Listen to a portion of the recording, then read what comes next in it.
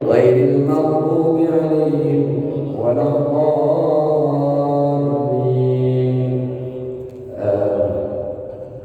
السلام عليكم ورحمة الله تعالى وبركاته.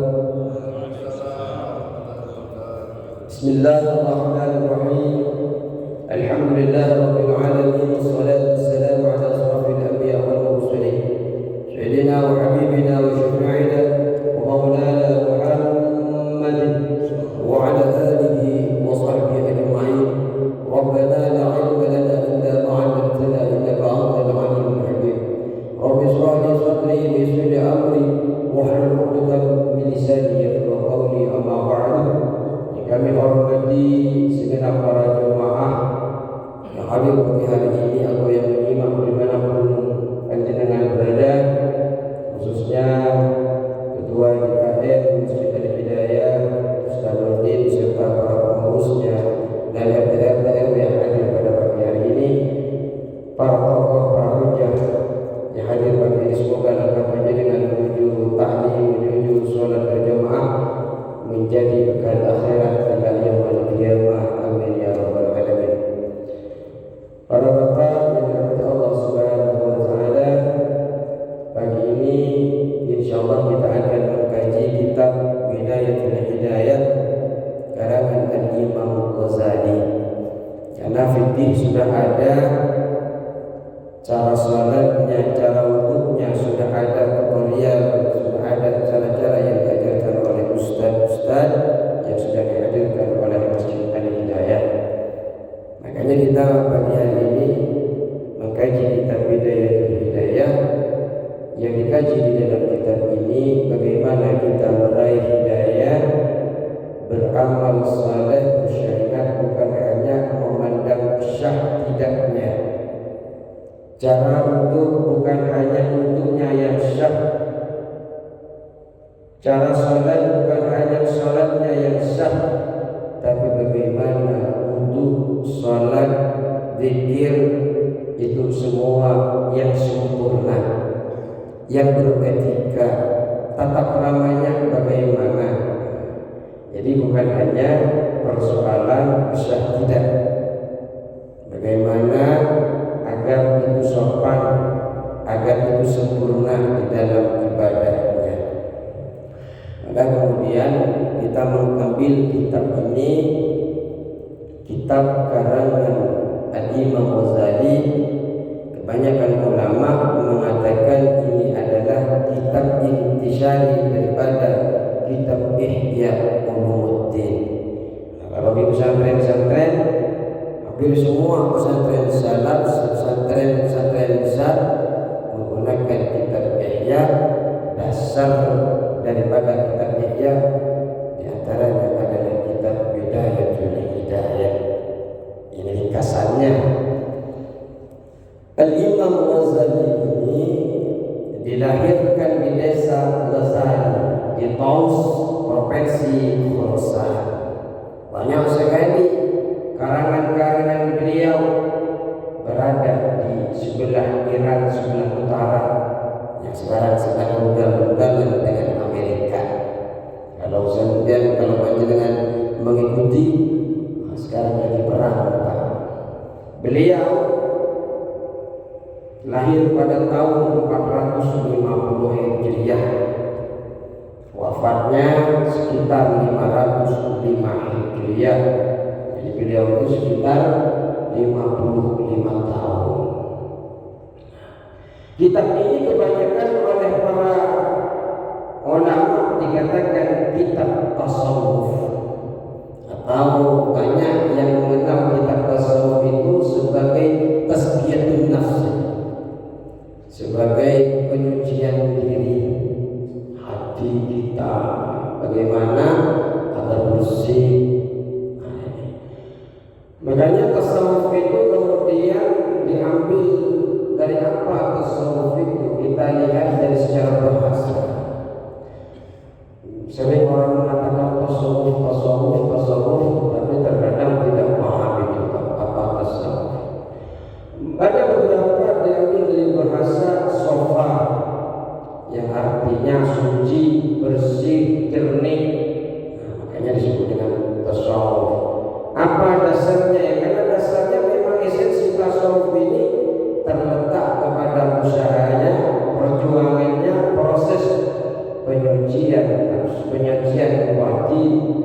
jiwa atau penyucian nafsu, bukan kesucian jiwa itu sendiri, yang juga karena kesucian menyucikan diri ini kemudian ini merupakan tujuan daripada bertasawuf.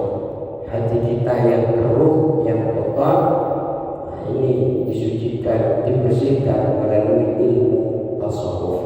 Makanya diambil dari kata sofa. Ada yang mengatakan ulama diambil dari kata sofa, barisan sof.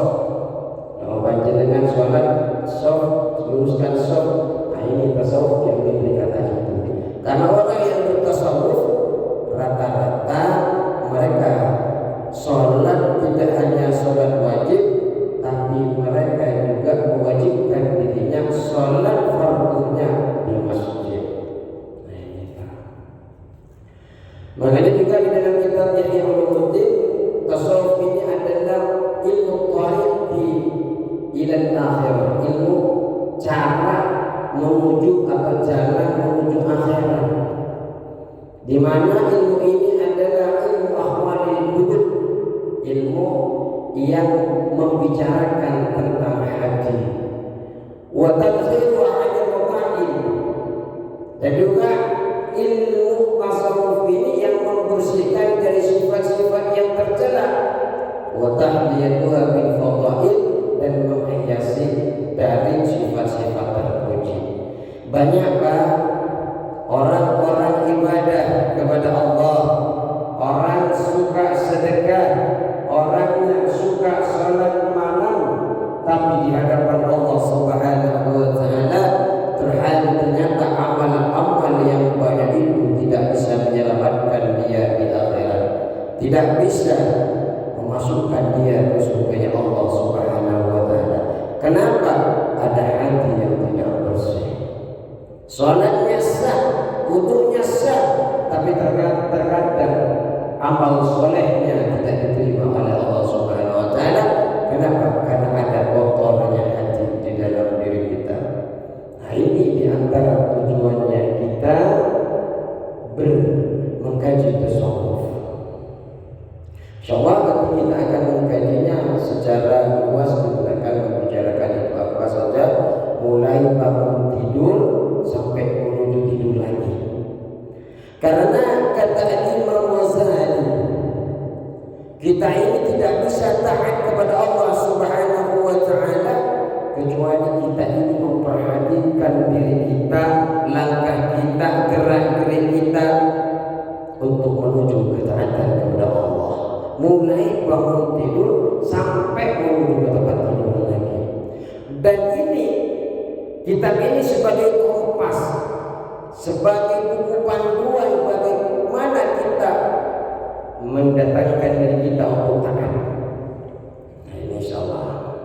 Makanya kita menggunakan kitab ini ya biar tidak muter-muter, ataupun biar kajiannya kajian sekarang tentang ini, 3 bulan tentang ini lagi. Nah ini kalau kita kan ya nyambung terus insyaallah. Baik, kita akan mulai daripada membaca muqaddimah. Bismillahirrahmanirrahim. Qala musannif rahimahullah taala wa nafa'ana bi 'ulumi fid dharain amin. Bismillahirrahmanirrahim, dengan menyebut nama Allah yang Maha Pengasih lagi Maha Penyayang. Jadi bismillahirrahmanirrahim ini luar biasa, 4 kalimat yang diberikan khusus umat Islam. Al-Quran itu ada 114 surah, ada 30 juz. Di dalam Al-Quran itu terkandung 6.666 ayat. Ada yang membahas tentang perintah, ada yang membahas tentang naskah mansukh, ada yang mencegah, ada yang isinya tentang sejarah, dan banyak lagi. Seluruh apa yang ada dalam Al-Quran yang 114 surah, 30 juz, terdapat isinya, kesimpulannya ada di dalam surah Al-Fatihah. Isi kandungannya ternyata ada di dalam surah Al-Fatihah. Apa yang ada di dalam Al-Fatihah, kata ulama, terutama kata Syekh Nawawi Al-Bantani, apa yang ada di dalam surah Al-Fatihah, kandungan intisarinya ada di dalam kalimat Bismillahirrahmanirrahim. Apa yang ada di dalam Bismillahirrahmanirrahim, kandungannya ada di dalam titik babnya.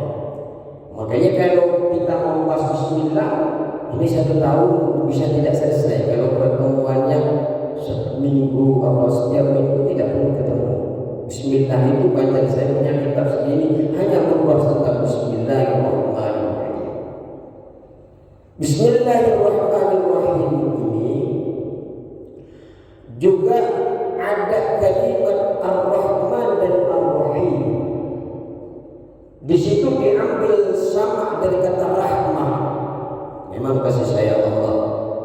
Ada Ar-Rahim, ada Ar-Rahman, ada Ar-Rahim. Ulama tafsir mengatakan Ar-Rahman ini adalah kasih sayang Allah yang diberikan. Sebagian tafsir ada yang menjelaskan seperti itu.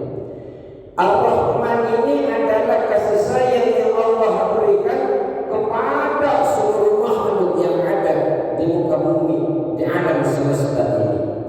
Baik dia orang yang taat kepada Allah atau yang tidak taat kepada Allah, baik dia muslim atau muslim, semua dapat rahmatnya Allah Subhanahu wa ta'ala. Makanya walaupun dia durhaka kepada Allah, Allah tidak mengurangi kesehatannya, Allah tidak mengurangi rezekinya. Malah banyak yang tidak beriman kepada Allah yang lebih kaya, naga-naga yang dikenal di dalam media mungkin lebih banyak non-muslim. Allah tidak mengurangi karena durhaka. Nah, ini yang dimaksud dengan Ar-Rahman. Tapi ini diberikan hanya di dunia milik kita yang namanya Ar-Rahim. Ketika kita wafat dengan kalimat La ilaha illallah Muhammadur Rasulullah, sebanyak apapun dosa yang kita miliki, sedalam apapun kita dilanda neraka, namanya kita berdosa di goreng. Cuma ketika kita wafat dalam keadaan iman, masih ada potensi rahimnya Allah Subhanahu wa ta'ala, kasih sayangnya Allah, yang kemudian ini tetap selamat masuk ke dalam surganya Allah Subhanahu wa ta'ala. Dan ini hanya diberikan rahimnya Allah ini kepada umat Islam, kepada kita semua. Dan juga Bismillahirrahmanirrahim ini adalah kalimat yang luar biasa. Setiap perkara kullu amrin libalin la yubda' bi Bismillahirrahmanirrahim fa huwa aqdamu aqdar. Jadi kalau ada amal baik yang nilainya oke, yang nilainya baik di sisi dunia dan akhirat, tidak dimulai dengan kalimat Bismillahirrahmanirrahim, fa huwa aqdamu aqdar, itu hilang keberkahannya. Makanya jenengan kerja, jenengan mau berangkat usaha, mau berangkat ke masjid, jangan lupa membaca Bismillahirrahmanirrahim. Kenapa? Setiap langkahnya insya Allah akan bernilai keberkahan. Apa berkah itu? Ya Allah, semoga rezeki saya berkah, tapi tidak tahu apa itu berkah. Berkah itu ziyadatul khair, bertambahnya kebaikan. Kita tidak kaya, gajinya kecil, tapi kalau berkah, hidupnya terang, rumah tangganya sakinah, mawaddah warahmah, istrinya taat, anak-anaknya taat kepada bapaknya, taat kepada suaminya.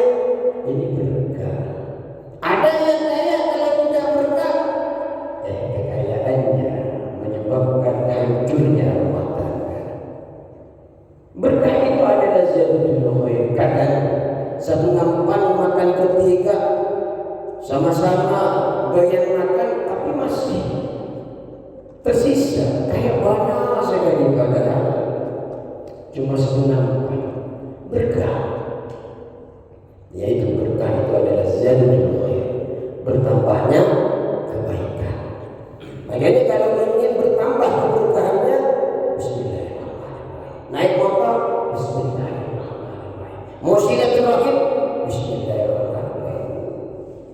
Insya Allah apa-apa yang baik-baik Allah ikutkan di situ nanti, insya Allah.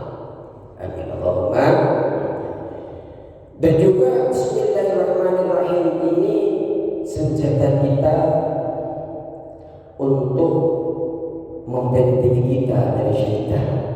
Syaitan itu mengatakan la'atiyannahum min bayni aydihim wa min khalfihim wa min an aymanihim wa an syama'ilihim. Syaitan ini berjanji, Pak, akan datang kepada kita, akan menguji, mencoba diri kita di hadapan kita, uji dari belakang kita, uji dari kanan kita, uji dari kiri kita.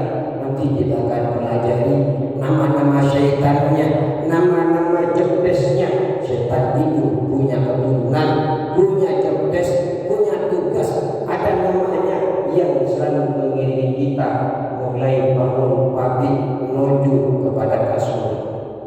Makanya bismillah ini hadiah kepada kita. Kita ini, Pak, karena diganggu oleh setan dari depan, dari belakang, kanan, kiri, maka ada doa yang sulit untuk ditolak oleh Allah karena tidak ada gangguan setan, yaitu ketika kita menghadap ke atas dan ketika kita sujud. Di situ setan tidak ada, karena menjadi setan mencobanya, mengujinya dari depan, dari belakang, dari kanan dan kiri. Baik, kita lanjut. Qala Syekhul Imamul Alimul Allamah, berkata Asy-Syaikh Al-Imam yang menjadi imam, Al-Alim yang alim, Al-Allamah yang sangat alim, Hujjatul Islam yang menjadi hujjahnya umat Islam, wa barakatul anam yang memberkahi seluruh manusia. Siapa beliau? Abu Hamid, namanya kunyahnya Abu Hamid, nama aslinya Muhammad ibnu Muhammad Al-Ghazali Al-Tusi. Qaddasallahu ruhahu. Jadi kita masih baca muqaddimah, Pak, intinya belakangan. Karena kalau tidak dibaca muqaddimah, rentan tidak selesai sampai akhir. Makanya semoga dengan semua yang datang pada hari ini Allah berkahi umurnya, Allah berikan kesehatan kepada panjenengan dan bisa ditaklim sampai sampai akhir hayat kita. Amin ya rabbal alamin.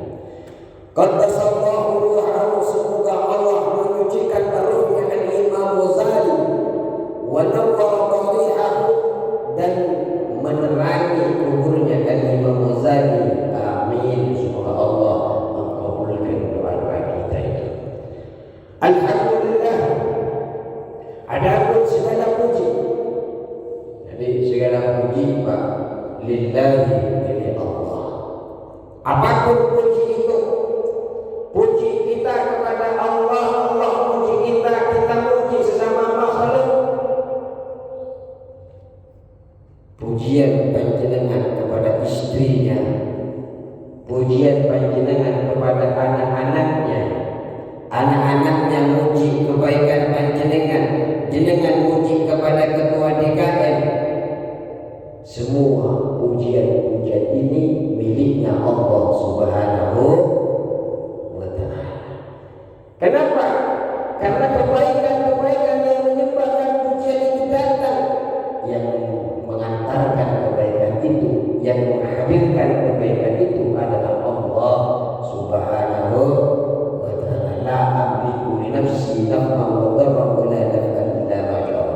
Kita ini tidak bisa menghadirkan kemanfaatan, kemudaratan kepada diri kita kecuali atas izin Allah Subhanahu kita pahami agar apa? Tidak merasa jumawa. Siapapun kita yang berilmu, yang punya pangkat, yang punya harta lebih, yang memiliki kemampuan, tidak merasa lebih daripada orang lain. Semua itu adalah milik Allah Subhanahu wa taala. Hatta kepada orang muslim, ini juga di dalam kitab Nasaihul Ibad dilarang kita merasa lebih baik daripada mereka. Kenapa? Kita tidak tahu akhir hayat kita. Apakah kita masih dalam kalimat la ilaha illallah Muhammadur Rasulullah? Sebaliknya, mereka muslim tidak tahu, jangan-jangan mereka sebelum wafat mereka bersyahadat kepada Allah Subhanahu wa taala. Makanya pujian-pujian itu, kemampuan apapun yang dipuji itu adalah kembali kepada Allah Subhanahu wa taala. Haqqa hamdihi, dengan sebenar-benar memujinya. Wassalatu wassalamu ala salawat dan salam yang selalu kita bacakan, Allahumma shalli ala Muhammad itu selalu tercurah limpahkan ala khairi khalqihi, atas paling baiknya makhluknya Allah. Siapa manusia paling baiknya Allah? Muhammad, nyatanya Nabi Muhammad sallallahu alaihi wasallam. Rasulihi, Muhammad yakni rasulnya Allah. Muhammad rasulnya Allah, pesuruhnya Allah, utusannya Allah, wa abdihi, dan hambanya Allah. Al-Imam Ghazali di dalam muqaddimahnya ini ingin mengajarkan kepada kita bahwasanya Nabi Muhammad sallallahu alaihi wasallam ini hanyalah rasul Allah, hanyalah hamba Allah. Panjenengan boleh memuji setinggi-tingginya kepada Nabi Muhammad, tapi jangan lupa Nabi Muhammad hanyalah seorang hamba. Pujian itu jangan lebih daripada penciptanya.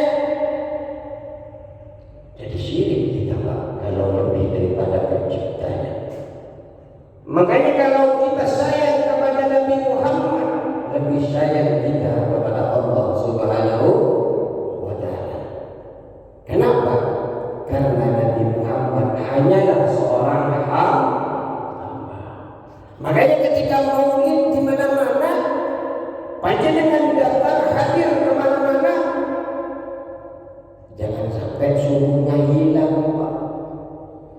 Kita ngaku kepada Rasulullah dengan hadir di majelis sana, menghadirkan maulid, tapi ternyata subuhnya bangunnya jam 7. Wah, ini kebaikan. Kalau kita cinta kepada Nabi Muhammad, mesti nambah ketaatan kita kepada Allah Subhanahu wa taala. Wa ala alihi, dan semoga selawat dan salam itu selalu tercurahkan kepada keluarganya Nabi. Keluarga Nabi itu ada beberapa.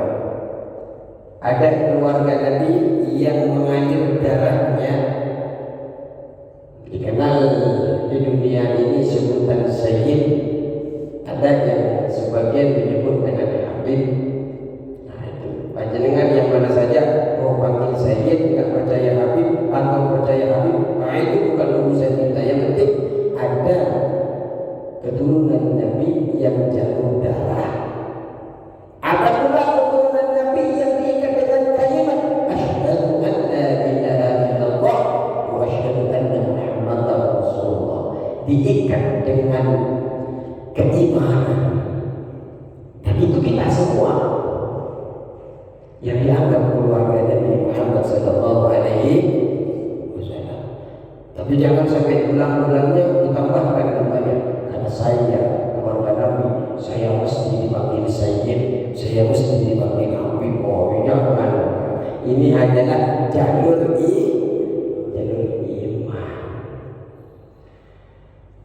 Kata ulama, ini yang paling penting. Salawat itu seharusnya lebih penting ngalir kepada umat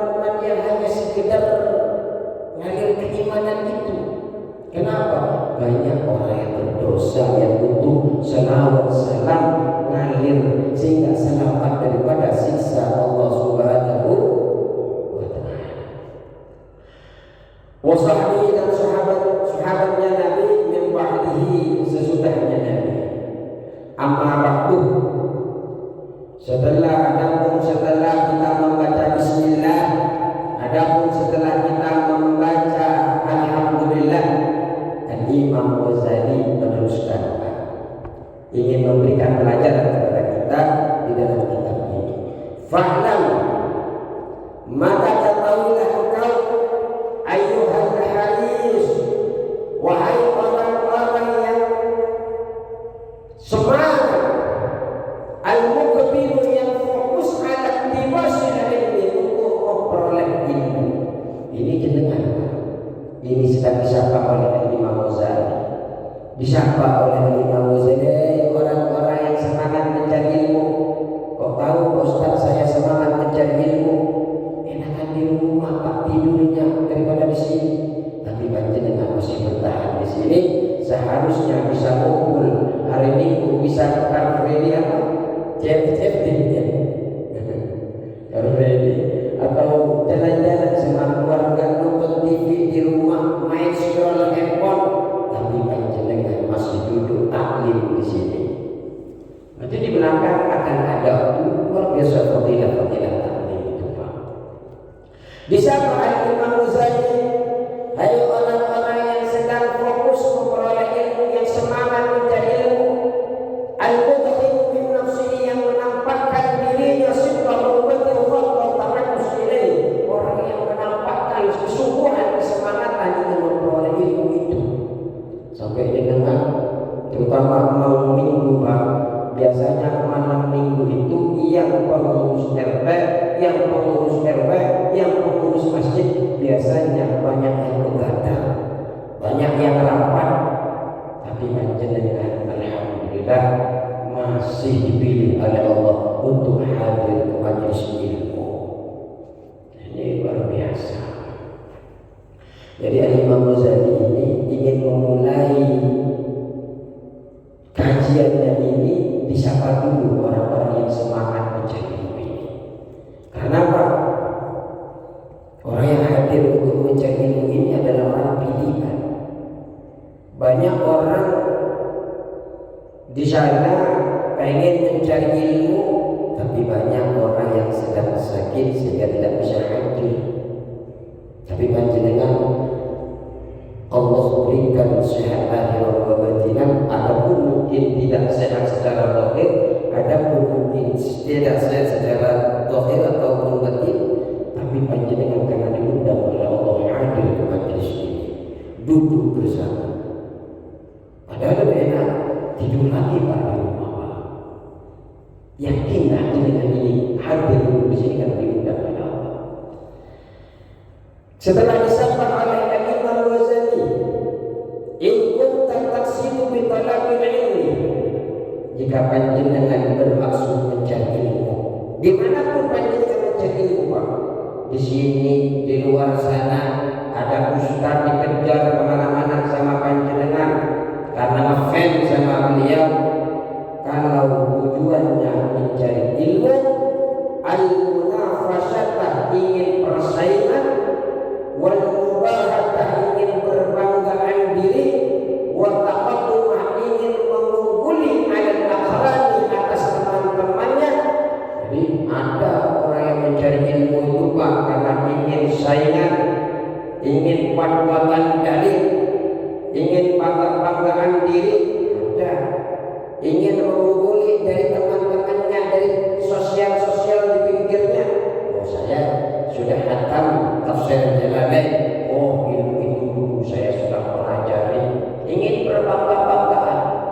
Wastimadan terwujud nas ilaika, dan ingin populer di kalangan masyarakat. Masyarakat pengen melihat dirinya karena berilmu. Nah, ini bahaya. Wajib menghukum dunia, pengen memperbanyak harta sebab ilmu itu. Makanya janganlah kita ketika mencari ilmu pengen urusan-urusan itu, pengen populer, pengen bangga-banggaan, pengen persaingan, pengen debat-debatan. Jangan. Kenapa? Kata Imam Ghazali, fa'in kasani, panjenengan ini sudah berusaha dengan niat itu, dengan niat yang kita bahas tadi, fi hadbinika, di dalam merobohkan agama panjenengan, wa ihlaki nafsika, dan membinasakan diri panjenengan, wa bayyi akhiratika, dan menjual akhirat panjenengan, dijual di dunia dengan dunia panjenengan. Jadi kalau dengan niat cari ilmu, luruskan niat. Anaknya mau disekolahkan, luruskan niat karena Allah. Perihal jurusan yang dipilih dunia akhirat, tergantung niatnya Pak. Kalau sudah diniatkan karena Allah, insya Allah semua itu akan bernilai akhirat. Niat. Makanya di dalam kitab-kitab hadis itu Pak, rata-rata dimulai dengan bab niat.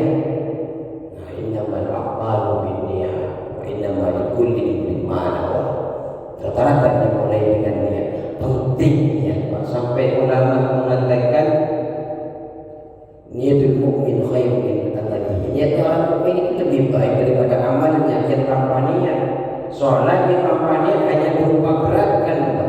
Tapi jenengan ingin beramal soleh, belum kesampaian kerjaannya, niat sudah tercatat kebaikannya di sisi Allah Subhanahu wa Ta'ala. Makanya ketika panjenengan ingin mensekolahkan anak dan cucunya, luruskan niat Pak. Jangan sampai niatkan urusan dunia, biar anak saya keterima ini, biar anak saya bisa membiayai saya. Stop niatnya seperti itu Pak. Kenapa? Kalau tidak tercapai akan kecewa. Tapi kalau sudah diniatkan, niat saya ingin mengajarkan, menyekolahkan anak saya karena saya tidak mampu mengajarkan, saya datangkan ke sekolah untuk belajar ilmu. Insya Allah ilmu yang dipelajari akan berkah dan akan bermanfaat. Dimanapun mereka itu kerja, insya Allah kerjaannya menjadi kerjaan yang baik untuk dirinya ataupun untuk seluruh keluarganya. Makanya niat itu penting. Kita ini tidak perlu risau untuk urusan dunia anak kita, karena dalam akidah selalu ditekankan, diajarkan wafatnya, rizkinya, jodohnya sudah ditetapkan oleh Allah Subhanahu wa Ta'ala. Yang ditugaskan, yang ingin dilihat dari hambanya, ikhtiarnya. Seorang ayah wajib mesti mengajarkan ilmu kepada anaknya, mesti mengajarkan ilmu kepada istrinya. Kalau tidak mampu, datangkan guru kepada dia. Karena ada nanti orangnya rajin ibadah, orang tuanya rajin beramal soleh, melupakan anak dan istrinya. Apa yang terjadi? Setelah masuk ke dalam kubur, dibangkitkan oleh Allah, pengen dimasukkan ke surga, jangan dulu, ada urusan dengan saya. Ternyata anaknya narik, istrinya narik. Saya masuk neraka ini gara-gara engkau dulu tidak diajarkan agama. Saya masuk neraka ini gara-gara engkau tidak memimpin saya dengan benar. Engkau sibuk ibadah, saya di rumah terlantar, tidak tahu nilai-nilai agama. Ini Pak, kalau memang panjenengan tidak mampu mengajarkan anak dan istrinya, konsultasi dengan ketua DKM, dengan para pengurusnya. Di sini sudah banyak majelis taklim. Ajarkan mereka, terutama tentang yang mesti mereka ketahui, tentang haid untuk para ibu-ibu, tentang sholat, tentang cara bagaimana berwudu, mesti diajarkan. Yang paling penting adalah benahi tentang niatnya yang bagus. Kenapa? Kalau niatnya karena persaingan, berbangga diri, mengungguli atas teman-teman saking populer fasufak buka hasilun transaksi panjenengan yang seperti itu rugi Pak. Wa tijaratu barakatun, adapun perdagangan panjenengan ini tidak laku, niatnya sudah salah. Makanya Pak, niat betul-betul belajar ilmu karena Allah Subhanahu wa Ta'ala. Saya lihat jam, nanti kalau saya biasanya taklim sejam Pak, taklim sejam. Karena kita panjenengan merupakan pilihan Allah yang dihadirkan ke majelis ini, maka mari kita menikmati. Dan saya sebenarnya hanya membantu membacakan kitab ini Pak, untuk memberikan pelajaran nasihat. Saya masih anak-anak, tapi kami hanya membantu. Ketua TKM juga membantu hadirnya ilmu, hadirnya karangan kitab salafus saleh, orang-orang yang kita kenal kebaikannya sampai kepada kita semua. Kita lanjut. Jadi kalau panjenengan ingin mensekolahkan anaknya, panjenengan mau cari ilmu itu sendiri, niatnya dikarenakan Allah Subhanahu wa Ta'ala, bukan karena lain. Sampai wa yu'allimuka mu'inun laka ala isyanika, sampai kata Imam Ghazali, guru yang menolong atasmu ala isyanika wa syarikun laka, dan juga merupakan partner bagi panjenengan fi usranika, di dalam kerugian panjenengan. Jadi sampai guru yang mengajarkan kalau salah niat dia akan dapat dampaknya Pak. Makanya kalau panjenengan ada guru di sini, baik guru TBK, TBA ataupun guru SD, SMP, SMA ataupun dosen, sebelum mengajarkan, ajarkan niat dulu yang lurus kepada para anak didiknya. Kenapa? Takut kita seperti perkataan Imam Ghazali ini, wa huwa guru yang tadi yang mengajarkan ilmu yang kemudian digunakan untuk bermaksiat itu seperti menjual pedang min khati'i thariqin, dari pembegal jalanan. Jadi seperti orang yang mengajarkan ilmu mencuri, ada mengajarkan ilmu agama, ternyata karena niatnya sudah salah. Dan ada tadi katanya niat mencari ilmu karena ingin memperbanyak harta, sehingga apa-apa dia sudah tidak lagi menilai ini baik ataupun tidak di sisi Allah. Lihat satu koper ada pesanan, Ustaz, Kiai, ini saya punya dagangan, kira-kira bisa dijadikan dalil yang bisa menyebabkan ini halal. Akhirnya dicari di tafsir, dicari di kajian ilmu, akhirnya kadang itu dalilnya tidak cocok, dicocok-cocokkan. Yang tadinya tidak halal, dihalal-halalkan. Ada yang seperti itu. Sehingga kalau di kalangan kitab-kitab tasawuf itu disebut dengan ulama su', ulama yang jelek. Karena Qala sallallahu alaihi wasallam, sebagaimana sabdanya Nabi Muhammad sallallahu alaihi wasallam, man a'ana ala maksiatin, barang siapa yang membantu atas kemaksiatan, walau bisyaddi kalimatin, walaupun separuh kalimat, kana syarikan lahu fiha, maka dia termasuk bagian di dalamnya, merupakan teman bagi pelaku maksiat itu. Makanya Pak, hati-hati begitu jenengan walaupun separuh kalimat membantu kemaksiatan, padahal jenengan enggak ikut menikmati rasanya, karena cuma ikut bantu, dosanya yo sami mawon. Juga membantu termasuk membantu kemaksiatan itu. Sama guru karena mengajarkan ilmu tadi yang tidak diarahkan untuk niat baik, ngaji Quran, nilainya Quran akhirat. Tapi ketika niat, ya Allah, suaranya enak, suaranya apa, tapi niatnya hanya mencari duit. Ini tidak baik.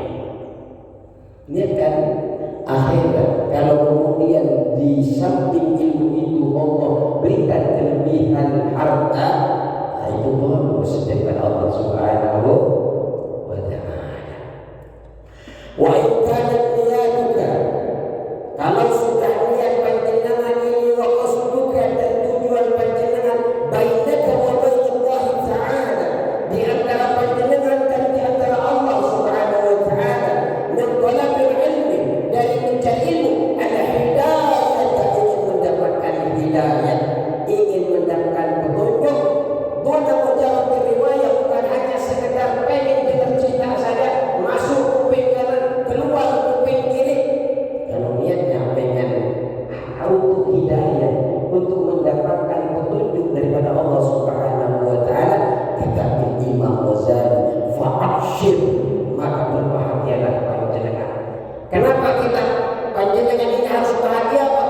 Ketika duduk di majlis ini karena pengen dapat hidayah karena Allah Subhanahu wa Ta'ala, fa innal malaikah, maka sesungguhnya para malaikat tabsutu laka ajnihata, membentangkan untuk panjenengan sayap-sayapnya.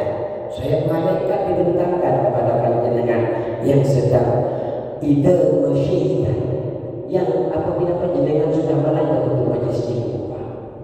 Jadi di dalam kitab Tauhid itu dari kata seperti itu. Jadi dibentangkan sayapnya.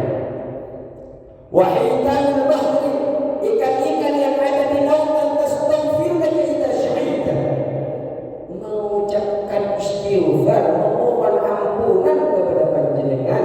Ikan-ikan yang ada di lautan itu memintakan ampunan kepada panjenengan jika panjenengan berjalan menuju majlis ilmu karena Allah Subhanahu wa Ta'ala, atau karena ingin mendapatkan hidayah. Di mana Pak Ustaz? Di sini nggak ada lautan Pak Ustaz. Nah, di pinggir got ini ada nenek-nenek kecil. Tapi kita mintakan ampunan luar biasa. Walakin, dan akan tetapi, yang bagi sepantasnya laka bagi panjenengan anta'lama qabla kulli syai', mestinya panjenengan ini Pak harus mengetahui sebelum tiap-tiap sesuatu, sebelum menjalankan sesuatu, melakukan sesuatu, kata Imam Ghazali, mesti mengetahui dulu apa yang panjenengan harus ketahui. Annal hidayah, bahwasanya hidayah itu allati hiya samratul ilmi, hidayah itu adalah buah dari ilmu. Ini Pak poinnya. Banyak kita selalu berdoa kepada Allah, ya Allah, berikanlah saya hidayah, berikanlah anak-anak saya hidayah, berikanlah istri saya hidayah, tapi tidak pernah diajarkan, tidak pernah disuruh untuk ikut taklim. Panjenengan pengen hidup, pengen dapat hidayah, tapi tidak pernah berangkat ke masjid taklimnya yang disiapkan oleh Masjid Al-Hidayah, maka potensi untuk dapat hidayah itu tidak ada, Pak. Kenapa? Karena hidayah itu adalah samratul ilmi, buah daripada ilmu. Bagaimana panjenengan bisa panen kalau panjenengan belum pernah menanam? Menanam itu adalah mencari ilmu itu, Pak, yang kemudian karena pengetahuan itu tumbuhlah yang namanya buah. Panjenengan hadir untuk sholat berjamaah. Kira-kira tadi yang sholat berjamaah subuh itu ada yang muslim tidak, Pak? Ada yang muslim itu berjamaah? Tidak ada. Kenapa? Karena dia tidak tahu bahwasanya Allah Subhanahu wa Ta'ala adalah sebenar-benarnya Tuhan, bahwa Nabi Muhammad adalah utusannya Allah. Kalau kita kan tahu, karena pengetahuan ini yang kemudian mengantarkan kita hidayah, mengantarkan hidayah kepada kita, karena hidayah sudah masuk kepada kita.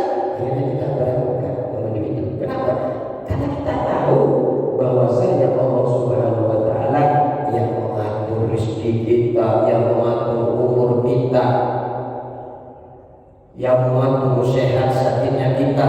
Oh saya kalau ke masjid, insya Allah jaga kita. Ayo kita. Kenapa? Karena kita ada ilmu.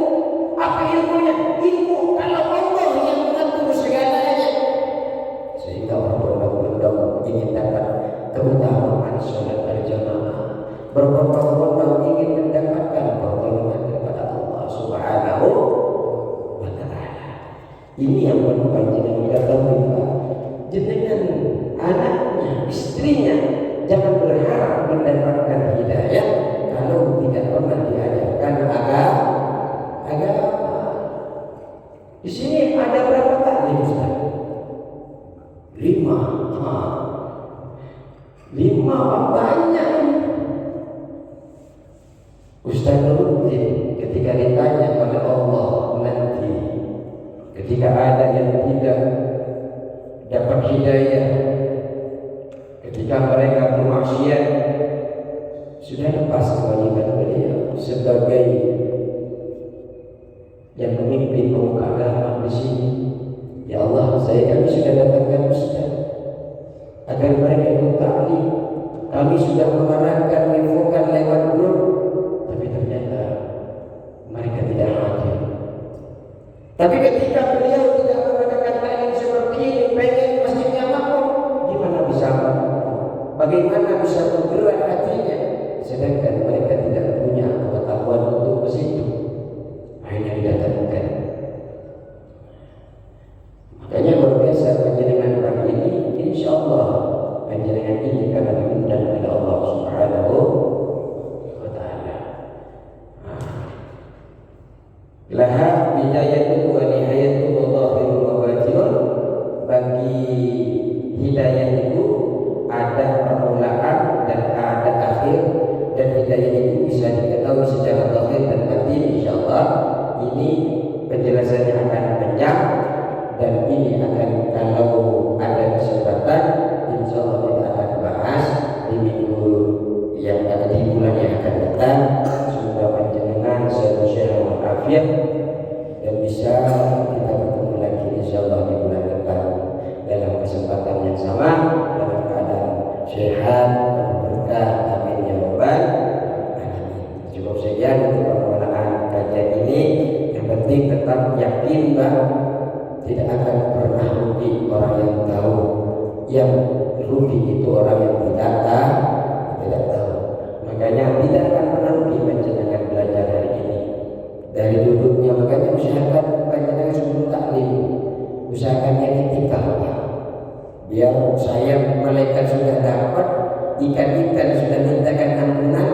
Ada potensi pada pahala yang lain, yaitu daripada itikaf panjenengan. Allah berubah ila Allah. Setelah itu kita mulai diskusi. Assalamualaikum warahmatullahi wabarakatuh.